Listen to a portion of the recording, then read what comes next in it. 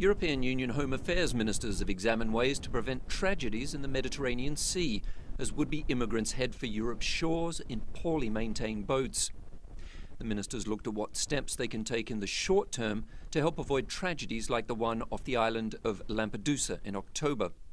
The debate was based on priority actions identified by the Task Force for the Mediterranean. These include increased cooperation with third countries, better protection and resettlement measures, boosting the fight against trafficking and smuggling, tougher border surveillance, and more solidarity with member states under high migration pressure.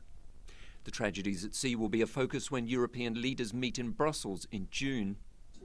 Ministers also had in-depth talks on the issue of fighters from Europe crossing into Syria to join the conflict there, most of them alongside jihadist groups. They looked at ways to better prevent the recruitment of Europeans, improve information exchange, beef up the criminal justice response and boost cooperation with other countries concerned. The flow of foreign fighters travelling to Syria from the EU and other countries has been gradually rising, and some could pose a security threat when they return home. For Justice Ministers, data protection was a priority concern. They discussed new ways to better protect personal information, notably the so-called one-stop shop principle.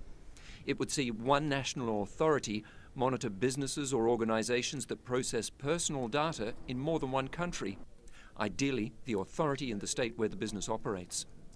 The ministers underlined the need to ensure that quality reforms are put in place which would improve the internal market and the competitiveness of European companies without sacrificing privacy.